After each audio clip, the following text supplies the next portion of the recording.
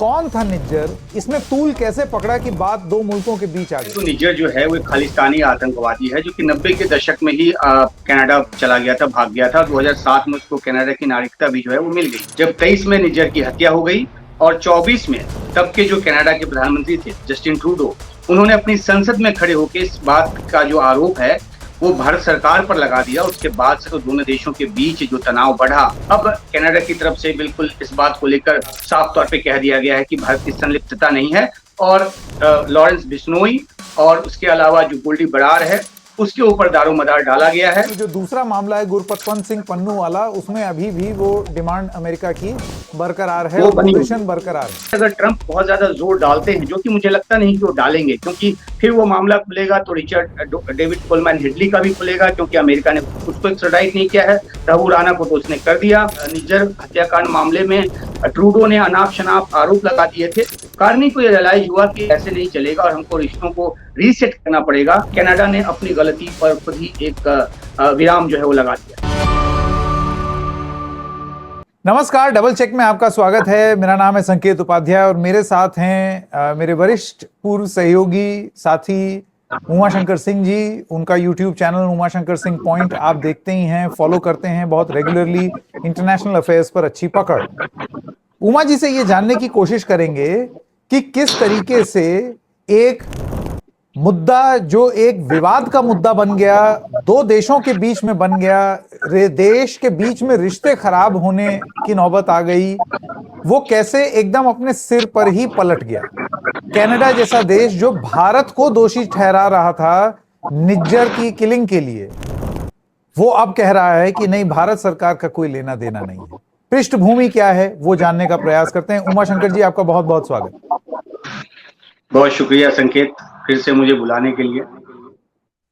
मैं उमाशंकर जी आपसे ये जानना चाहूंगा, एक थोड़ा सा अगर बहुत ही ब्रीफली आप इतिहास बता सकें, कौन था निज्जर, ये क्या पूरा मामला था, इसमें तूल कैसे पकड़ा कि बात दो मुल्कों के बीच आ गई? जी, अगर छोटे में बात करें तो निज्जर जो है वो एक खालिस्तानी आतंकवादी है जो कि 90 के दशक में ही कनाडा चला गया था, भाग गया था। 2007 में उसको कनाडा की नागरिकता भी जो है वो मिल गई। लेकिन जिस मसले पर हम बात करने जा रहे हैं वो मसला शुरू होता है 2023-24 से, जब 23 में निज्जर की हत्या हो गई और 24 में तब के जो कनाडा के प्रधानमंत्री थे जस्टिन ट्रूडो, उन्होंने अपनी संसद में खड़े होकर इस बात का जो आरोप है वो भारत सरकार पर लगा दिया। उसके बाद से तो दोनों देशों के बीच जो तनाव बढ़ा वो आपने भी देखा। ऐसा लग रहा था एक वक्त में, क्योंकि हम विदेश मंत्रालय भी कवर करते हैं, तो ऐसा लग रहा था कि क्या भारत और पाकिस्तान की दुश्मनी होगी, उससे ज्यादा तनाव जो है वो कनाडा के साथ नजर आने लगी थी।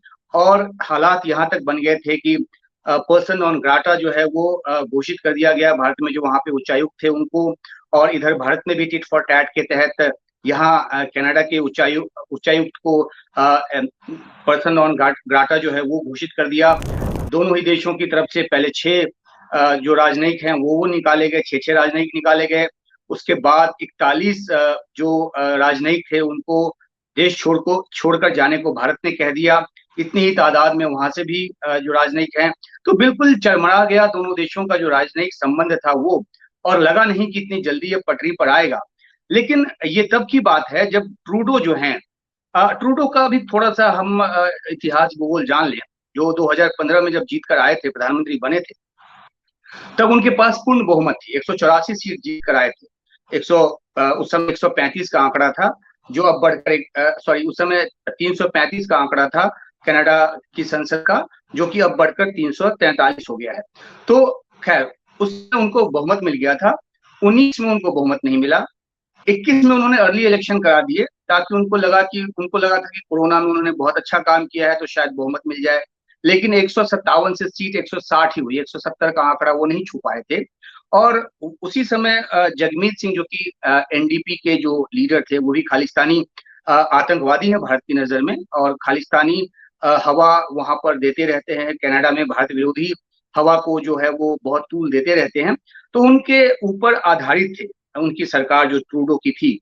और ये माना गया कि उसी के दबाव में आकर उन्होंने संसद में इतना बड़ा आरोप जो है वो लगा दिया। और उसके बाद से लगातार जो है वो वहां पर जो public inquiry for foreign interference, वो जो कमीशन है वो भी अपना काम करता रहा। हालांकि उसको मैंडेट इस बात का नहीं था कि वो मर्डर केस की जांच करे, लेकिन उसके रिपोर्ट जिस तरह के आते रहे उसके आधार पर ये रिपोर्ट होती रही कि वो भारत के किसी एजेंट की या भारत सरकार की कोई संलिप्तता जो है वो नहीं मानता है। लेकिन अब जाकर जो हुआ है, जो कि जो रॉयल कैनेडियन माउंटेड पुलिस है, उसने साफ तौर पर ये कहा है कि इसमें किसी भी भारतीय एजेंट का या भारत सरकार का जो सरोकार जो संबंध है वो नहीं है। तो एक बहुत बड़ी जो एक बात है ये कि अब औपचारिक तौर पे इस बात को कह दिया गया है। और दूसरी अहम बात ये भी है कि हालांकि देखिए, जब जांच की बात चलती है तो ये कहा जाता है कि जांच चल रही है। इस तरह के बयान भी वहां से ध्वनित हुए हैं जिसमें ये कहा गया है कि जांच जारी है, अभी तक के जांच के आधार पर ऐसा कुछ नहीं मिला है। तो एक तरह से एक बहुत जो रिश्तों में जो रीसेट हुआ था मां कार्नी के आने के बाद, ये पॉइंट छूट गया था संकेत कि ट्रूडो तो अपना आरोप लगाकर और उन्होंने वहां पे जो सिख समुदाय है उसके सेंटीमेंट को, जो खालिस्तानी जो भावना वाले लोग हैं उनको हवा देकर उन्होंने ये सोचा था कि शायद अगली बार भी वो अपनी लोकप्रियता जो है बरकरार रखेंगे। लेकिन उनकी लोकप्रियता जो है कनाडा में जिस तरह से आर्थिक एक चुनौती पैदा हो गई थी, रहन सहन का खर्चा बढ़ रहा था, उसके आधार पर उनकी लोकप्रियता काफी नीचे गिरती गई। और फिर लीडरशिप जो चेंज है वो हो गया। मार्क कार्नी वहां पर 2025 में जो प्रधानमंत्री हैं वो बने। और जब साउथ अफ्रीका में जब G20 में प्रधानमंत्री मोदी और कार्नी की मुलाकात हुई, वो एक टर्निंग पॉइंट था भारत कनाडा रिलेशन में। और उसके बाद से जो रिश्तों में जो आपसी भरोसा बहाली की जो प्रक्रिया शुरू हुई वो अब इस स्तर तक पहुंची है, जिसका हमने अभी नतीजा देखा कि अब कनाडा की तरफ से बिल्कुल इस बात को लेकर साफ तौर पे कह दिया गया है कि भारत की संलिप्तता नहीं है। और लॉरेंस बिश्नोई और उसके अलावा जो गोल्डी बरार है उसके ऊपर दारोमदार डाला गया है। बिश्नोई तो यहीं पे साबरमती जेल में है, गोल्डी बरार फरार है, उसको लेकर जो है वो तहकीकात चल रही है। लेकिन एक और भी अहम बात जो हम बातचीत में आगे बढ़ाएंगे कि अमेरिका चाहता है न सिर्फ बिश्नोई का एक्स्ट्रेडिशन, बल्कि इसमें पंजाब पुलिस का जो नाम है एक अधिकारी का वो भी आया है। तो बहुत सारे अभी ऐसे तत्व हैं जिसकी वजह से ये जो ट्राइंगल है, जो जिसका आपने शुरुआत में जिक्र भी किया, कनाडा, इंडिया और अमेरिका का, क्योंकि ये जो हार्ड बॉल, जो ऑपरेशन हार्ड बॉल हुआ है वो कनाडा और अमेरिका ने ज्वाइंटली किया है। तो इसके कई सारे ऐसे पहलू हैं जो आने वाले समय में जिस पर और ज्यादा रोशनी पड़ेगी, अलग अलग जो तहकीकात है वो निकल कर सामने आएगा और उस तरह से जो चीजें हैं वो सामने आएंगी। उमा शंकर जी, क्योंकि आपने, मेरा अगला सवाल यही होता, अमेरिका का भी जिक्र किया। देखिए, यहां पर सिर्फ कनाडा के साथ रिश्तों में खटास की वजह से ये आरोप लग रहे हैं, सिर्फ इतना ही नहीं था, ये आरोप की सुगबुगाहट अमेरिका की तरफ से भी लगती हुई दिखी और वो भी एक चुनौती बनी। लेकिन अब ऐसे लगता है कि अमेरिका और कनाडा ने एक साथ भारत सरकार को एक क्लीन चिट देते हुए लॉरेंस बिश्नोई पर ये जिम्मेदारी रखी है कि भाई इन्होंने करवाया, इनकी वजह से ये सारी चीजें हो रही हैं। ये जो शिफ्ट हुआ है वो मैं कनाडा में तो समझ सकता हूं कि वो जस्टिन ट्रूडो की राजनीति में था। अमेरिका में क्या हुआ? जी देखिए, मैं आपको इसके पहले थोड़ा सा जिक्र इस बात का करना चाहूंगा कि अमेरिका और भारत, आपको पता होगा कि जो पनून की हत्या की साजिश का जो मामला है जिसमें अमित वर्मा, अगर मैं नाम ठीक से याद कर पा रहा हूँ, एक संजीव वर्मा है जो कि पूर्व रॉ एजेंट माने जाते हैं और उनको एक्स्ट्रेडिशन को की जो मांग है वो अमेरिका की तरफ से उस मामले में की जा रही है। तो एक अलग पहलू है, लेकिन वो भी एक भारत और अमेरिका के रिश्तों में एक आप कह सकते हैं कि समन्वय को लेकर एक चुनौती का वो प्रतीक है। इस मामले में जो मुझे लगता है वो ये कि क्योंकि ज्वाइंटली इस ऑपरेशन को अंजाम दिया गया है और जो कनाडा की तरफ से जो आरोप लगाया जा रहा था कि इसमें भारत की संलिप्तता है, गवर्नमेंट के लेवल पर संलिप्तता है, और क्योंकि वहां की जांच में अभी तक कुछ भी ऐसा सबूत के तौर पर निकल कर नहीं आया, तो उस जांच को कैरी फॉरवर्ड कनाडा नहीं कर पा रहा था। तो जो मूल देश कनाडा जहां से ये आरोप जनरेट हुआ था, जब उसकी जांच में कुछ निकल कर सामने नहीं आया तो अमेरिका का फिर क्या आधार बनता है। लेकिन हमें ये नहीं भूलना चाहिए कि पनून वाले मामले में अमेरिका अभी भी इस बात को लेकर प्रेस कर रहा है कि उसको जो पूर्व रॉ एजेंट है उसके एक्स्ट्रेडिशन की जो मांग वो कर रहा है। तो ये सिर्फ निज्जर वाले मामले में दोनों देश एक साथ हैं, लेकिन वो जो दूसरा मामला है गुरपतवंत सिंह पन्नू वाला, उसमें अभी भी वो डिमांड अमेरिका की बरकरार है वो और बनी हुई पोजीशन है। बरकरार है। जी। और दूसरी बात ये भी है कि लॉरेंस बिश्नोई और अगर अमेरिका, जो कि कहा गया है, जो बात कही गई है कि जो पंजाब पुलिस के जो एसएचओ हैं उनको भी एक्स्ट्राडाइट करने की जो बात है वो अमेरिकी बयान में वो सामने आया है। ये एक अलग, एक आप कह सकते हैं कि डिप्लोमेटिक चैलेंज का विषय हो सकता है, क्योंकि यहाँ हमने तो देखा है कि पंजाब पुलिस के उस अधिकारी के खिलाफ एक कार्रवाई की गई है, उनका तबादला कर दिया गया है और साथ ही एक जांच भी बिठाई गई है। तो ऐसे मामलों में भारत जो है वो अपनी संप्रभुता जो है वो नहीं छोड़ना चाहेगा। वो नहीं चाहेगा कि उस अधिकारी को एक्स्ट्राडाइट किया जाए, या for that matter Lawrence Bishnoi को भी एक्स्ट्राडाइट नहीं, क्योंकि यहाँ के बहुत सारे मामलों में उसकी संलिप्तता रही है और इसी वजह से वो साबरमती जेल में है। तो एक्स्ट्रेडिशन पे अगर ट्रंप बहुत ज्यादा जोर डालते हैं, जो कि मुझे लगता नहीं कि वो डालेंगे, क्योंकि फिर वो मामला खुलेगा तो रिचर्ड डेविड कोलमैन हेडली का भी खुलेगा, क्योंकि अमेरिका ने उसको एक्स्ट्राडाइट नहीं किया है, रघु राणा को तो उसने कर दिया। तो एक्स्ट्रेडिशन की ट्रीटी है दोनों के बीच 1997 से ही है, लेकिन दोनों ही देश अपनी संप्रभुता और अपनी कानूनी जो जरूरत है उसके मुतल्लिक ही किसी अपराधी को एक्स्ट्राडाइट करने का फैसला करते हैं या नहीं करते हैं। तो एक्स्ट्रेडिशन तो मुझे नहीं लगता कि इस मामले में भारत जो है वो, चाहे वो लॉरेंस बिश्नोई हो या फिर जो अधिकारी का नाम लिया गया है, उसको करेगा। लेकिन अगर जिद अमेरिका की तरफ से आती है तो एक तनाजे की बात जो है वो हो सकती है। और हम अगर इसके आर्थिक पहलू को देखें, संकेत की जो अमेरिका के रुख में, माफ कीजिएगा, कनाडा के रुख में जो एक बदलाव आया है, एक तो जांच में उनको कोई सबूत नहीं मिला, दूसरा कनाडा को बहुत ज्यादा जो एक पुश बैक है आर्थिक तौर पर वो ट्रंप से मिला। आपको याद होगा किस तरह से ट्रंप ने 25% टैरिफ लगा दिया, कारों के पुर्जों का जो फिर से जो अमेरिका से जाता है वहां से बनकर वापस अमेरिका आता है उस पर रोक लगा दी। तो ट्रंप ने जिस तरह के टैक्स और आर्थिक दबाव डालकर कनाडा को झुकाने की कोशिश की, 51वां स्टेट तक वो कहने लगे, माखौल उड़ाने लगे उनका, तो कनाडा ने अपनी जो निर्भरता है उसको डाइवर्सिफाई किया, यूरोप की तरफ डाइवर्सिफाई किया, एशिया की तरफ, खासतौर पे भारत जैसे देश को वो अब एक बहुत ज्यादा आर्थिक साझेदार के तौर पर देख रहा है। और यही वजह है कि 2030 तक दोनों देशों ने तकरीबन 50 अरब डॉलर का जो व्यापार है वो करने का लक्ष्य रखा है। अभी 11-12 अरब डॉलर का व्यापार है जो कि भारत के पक्ष में है, जो ट्रेड बैलेंस है वो भारत के पक्ष में झुका हुआ है। तो खैर, ट्रेड बढ़ाने की जो बात है, जो एक सीपा समझौता है वो 2026 के अंत तक करने का उसको लक्ष्य रखा गया है, उस पर काफी बातचीत जो है वो आगे बढ़ रही है। तो एक आर्थिक साझेदार के तौर पे भी भारत को कनाडा ने काफी ज्यादा तवज्जो के साथ देखना शुरू किया है। और मुझे लगता है कि सबूतों की कमी, सबूतों का ना होना और उसके अलावा आर्थिक जरूरत, ये दोनों मिलके, क्योंकि आप देखिए पार्टी वही है कनाडा में, सत्ता में वही पार्टी है, नेतृत्व बदल गया और बहुत सारे अभी भी ऐसे जो, जैसे कि एक नाम है डेविड मॉरिसन का, अगर मैं नाम सही ले रहा हूं तो वो अभी भी वहां पे, हाँ, डेविड मॉरिसन जो हैं वो डिप्टी फॉरेन मिनिस्टर थे और उन्होंने अमित शाह का नाम ले दिया था निज्जर हत्याकांड मामले में। अभी भी वो जो है वो फॉरेन अफेयर्स एडवाइजर हैं, जो एनएसए लेवल का होता है, और वो पद पे हैं, एक अहम पद पे हैं। तो ट्रूडो के जमाने के, उसके कार्यकाल के बहुत सारे ऐसे जो मंत्री या अधिकारी जो हैं वो अभी भी की पोजीशंस पे हैं। तो मेरे कहने का मतलब ये है कि नेतृत्व बदल गया, दल वही है, लेकिन उनका एजेंडा जो है वो बदल गया है। तो पहले जो डोमेस्टिक पॉलिटिकल एजेंडे से प्रभावित होकर निज्जर हत्याकांड मामले में ट्रूडो ने अनाप शनाप आरोप लगा दिए थे, कार्नी को ये रियलाइज हुआ कि ऐसे नहीं चलेगा और हमको रिश्तों को रीसेट करना पड़ेगा।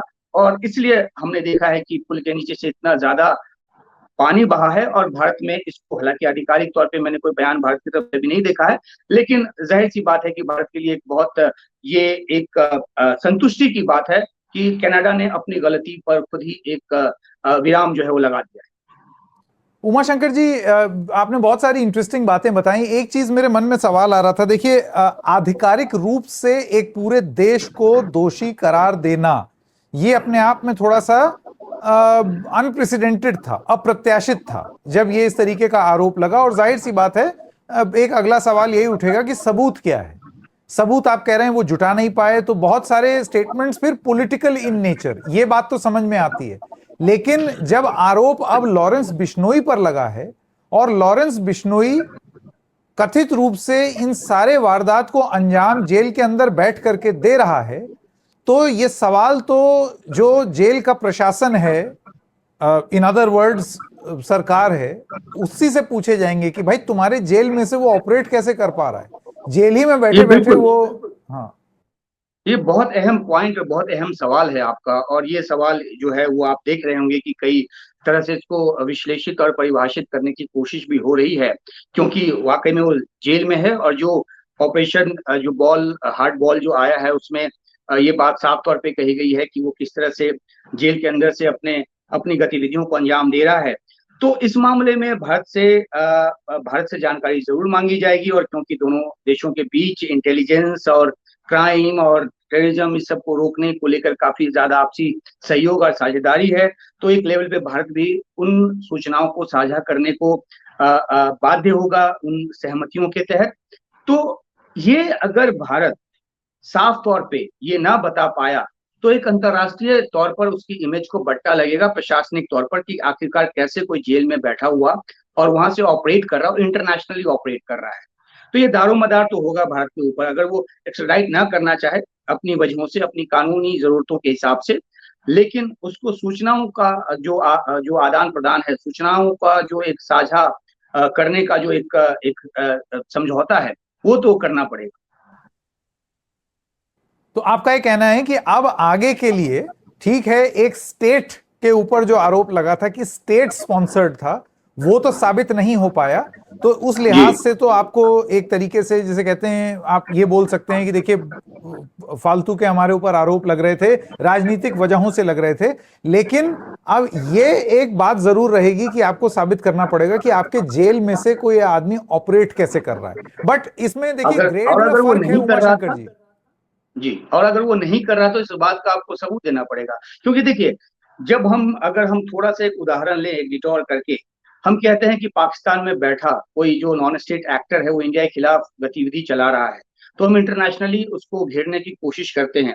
ये थोड़ा अलग मामला है। लेकिन भारत की जमीन से बैठकर अगर कोई अमेरिका या कनाडा में आपराधिक गतिविधियों को अंजाम दे रहा है, तो एक जिम्मेदार देश के तौर पे, रेस्पॉन्सिबल देश के तौर पे भारत की जिम्मेदारी बनती है कि वो इस बात को लेकर अपना रुख, अपना रवैया स्पष्ट करे।